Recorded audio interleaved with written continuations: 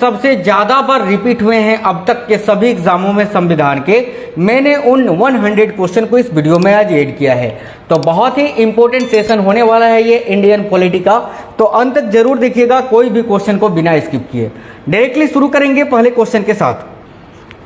आज के क्लास का पहला क्वेश्चन है, संविधान सभा ने भारत के संविधान को कब स्वीकृत किया था।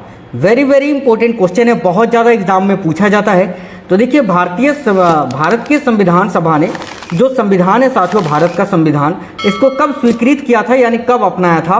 तो याद रखिएगा 26 नवंबर 1949 को। इस क्वेश्चन का राइट आंसर हो जाएगा ऑप्शन नंबर ए।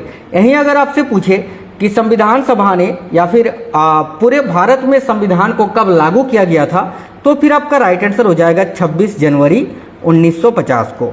ये दोनों ही चीजें आपको याद रखना है, ठीक है।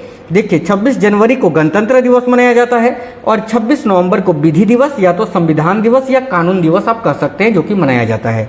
आज का अगला क्वेश्चन है, भारतीय संविधान सभा के प्रथम दिन के अधिवेशन की अध्यक्षता इन्होंने की थी।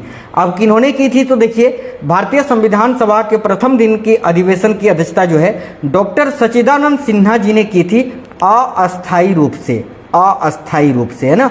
इसीलिए आपसे क्वेश्चन पूछा जाता है कि संविधान सभा के अस्थायी अध्यक्ष कौन थे। तो राइट आंसर आपका डॉक्टर सच्चिदानंद सिन्हा आएगा। और स्थायी रूप से संविधान सभा की अध्यक्षता किसने की थी, अगर ये पूछे तो डॉक्टर राजेंद्र प्रसाद आपका राइट आंसर हो जाएगा। चलिए इस क्वेश्चन का right answer option number A है। अगला क्वेश्चन है, संविधान के किस भाग में मूल अधिकार का उल्लेख मिलता है। वेरी इंपॉर्टेंट क्वेश्चन है। मूल अधिकार जो कि USA, United states of America यानी संयुक्त राज्य अमेरिका के संविधान से लिया गया है, जिसका उल्लेख संविधान के किस भाग में मिलता है, तो भाग 3 में मिलता है, ठीक है। यहीं अगर आपसे अनुच्छेद पूछे तो मौलिक कर्तव्य अगर पूछे साथियों आपसे कि मौलिक कर्तव्य संविधान के किस अनुच्छेद के अंतर्गत आता है, तो अनुच्छेद 51 का ए आपको याद रखना है, ठीक है। चलिएगा आज का अगला क्वेश्चन है, सूचना का अधिकार किस राज्य में लागू नहीं होता है। तो देखिए सूचना का अधिकार मेघालय, दिल्ली, अरुणाचल प्रदेश, इन तीनों राज्यों में लागू होता था, लेकिन जम्मू कश्मीर इस क्वेश्चन का राइट आंसर होना चाहिए था। लेकिन देखिए अभी जम्मू कश्मीर जो है अब भारत का एक केंद्र शासित प्रदेश बन चुका है, ठीक है। तो ये क्वेश्चन आपसे अब नहीं पूछेगा। लेकिन देखिए जब संविधान से 370 नहीं हटा था, आर्टिकल 370, तब इसका राइट आंसर जम्मू कश्मीर हो जाता, ठीक है। अगला क्वेश्चन है, मौलिक अधिकारों में संशोधन करने में कौन सक्षम है। तो देखिए मौलिक अधिकारों में संशोधन करने में कौन सक्षम होता है, तो याद रखिएगा संसद, पार्लियामेंट। नेक्स्ट क्वेश्चन है, कितने वर्षों तक लगातार बाहर रहने पर नागरिकता समाप्त हो जाती है। तो देखिएगा राइट आंसर है ऑप्शन नंबर सी, 7 वर्षों तक अगर कोई बाहर रहता है देश के बाहर, तो उसकी नागरिकता समाप्त हो जाती है। भारतीय राज्यों का भाषाई आधार पर पुनर्गठन किस वर्ष किया गया था। तो देखिए राइट आंसर हो जाएगा 1956 में साथियों। और भाषाई आधार पर किस राज्य का पुनर्गठन सबसे पहले किया गया था, तो याद रखिएगा आंध्र प्रदेश का, ठीक है। चलिए अगला क्वेश्चन है, किस देश में दोहरी नागरिकता का सिद्धांत स्वीकार किया गया है। तो देखिए राइट आंसर हो जाएगा संयुक्त राज्य अमेरिका में यानी यूएसए में। ऑप्शन नंबर डी करेक्ट है। नेक्स्ट है, संविधान के किस अनुच्छेद में संविधान के संशोधन की प्रक्रिया का उल्लेख किया गया है।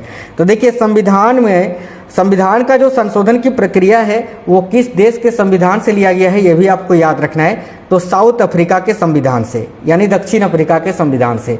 और इसका प्रावधान संविधान के कितनेवें अनुच्छेद में है, तो याद रखना अनुच्छेद 368 में। Option number D right answer है।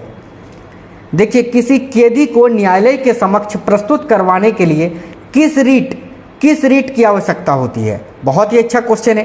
राइट आंसर है ऑप्शन नंबर ए, बंदी प्रत्यक्षीकरण की। नेक्स्ट है, वर्तमान समय में भारतीय संविधान के अंतर्गत संपत्ति का अधिकार एक किस प्रकार का अधिकार है। तो देखिएगा वैधानिक अधिकार साथियों। Option number B correct answer हो जाएगा। अगला क्वेश्चन है, 6 वर्ष की आयु से 14 वर्ष की आयु के बीच के सभी बच्चों को शिक्षा का अधिकार ये किस प्रकार का अधिकार है। तो देखिए आपको याद रखना है ये मूल अधिकार है। नेक्स्ट है, नीति निर्देशक तत्वों का महत्व किसके लिए है।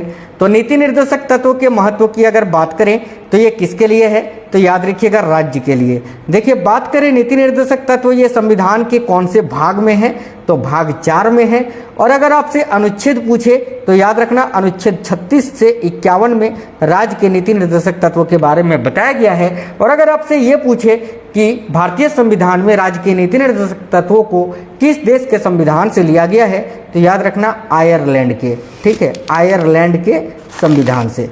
चलिए अगला क्वेश्चन है, भारत के किस राज्य में समान नागरिक संहिता लागू है? देखिए राइट आंसर होगा ऑप्शन नंबर 1 गोवा में। राज्य के नीति निर्देशक सिद्धांतों में से किस अनुच्छेद का संबंध अंतर्राष्ट्रीय शांति और सुरक्षा संवर्धन से है? तो साथियों देखिए अभी मैंने आपको बताया कि आर्टिकल 36 to 51 ये किससे संबंधित है? तो राज्य के नीति निर्देशक तत्व से। वहीं आपसे पूछा है कि 36 से 51 तक में कौन सा वह अनुच्छेद है जिसका संबंध है अंतर्राष्ट्रीय शांति और सुरक्षा संवर्धन से? तो इसका राइट आंसर होगा अनुच्छेद 51 ऑप्शन नंबर सी, ठीक है, बहुत इंपॉर्टेंट है। संविधान में कल्याणकारी राज्य का आदेश दिया जाता है किसमें? तो देखिए संविधान में कल्याणकारी राज्य का आदेश जो है ये नीति निर्देशक तत्वों में ही दिया जाता है, option number C right answer है। देखिए संसद